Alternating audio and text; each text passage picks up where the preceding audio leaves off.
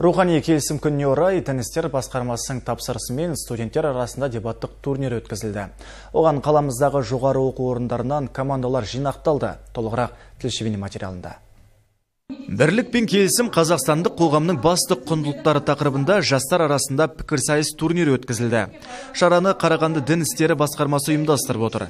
Оның негізгі мақсаты болашақ кәсіби қызмет шарттарына сәйкес маңызды қасиеттерді дамыту, жастардың азаматтық және патриоттық өзін-өзі дамытуын ынталандыру. Қарағанды политехникалық университетінің шаңырағында бүгінгі турнирдің басты мақсаты ол әртүрлі құндылықтарды салыстырып, және қазіргі уақыттағы студенттердің осы құндылықтармен қалай қарым-қатынаста және ол құндылықтарды қалай түсінеді, және осы құндылықтардың халық арасында немесе студенттер арасындағы рөлі туралы қарастырып жатырмыз. Бір күндік турнир кішігірім осы политехтің шаңырағында 8 университет қатысуда. Қарағандының пікірсайыс турнирінің маңызы ерекше. Ол бір күнге созылды. Әр құрамада 2 студенттен.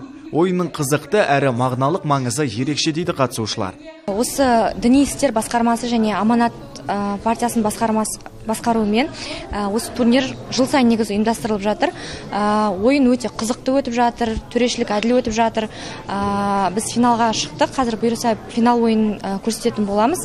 Қарарлар өте өзекті. Өйткені қазіргі таңда болып жатқан проблемалар, интернет, соғыс жайлы барлық проблемаларды осы қарарға біріктіре алған. Қазақстан Республикасының діни басқармасы Қарағанды облысы ұйымдастырып жатыр. Әрине жеткілікті жақсы деңгейде, себебі қарарлары жақсы тақырыптарды қарастырады.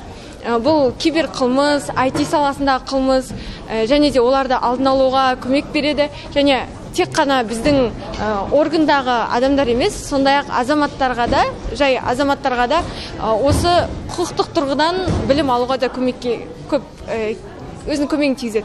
Турнирге қаламыздың жоғары оқу орындарынан 8 команда қатысты. Дебаттық сайыс соңында қатысушыларға алғыс хаттар табысталды. Жүлделі орын алғандар ақшалай сыйлықтарға ие болды. Әділ Тілетайұлы, Арғын Әбдікәрімов, Нұржан Табриз, Сарыарқа телеарнасы.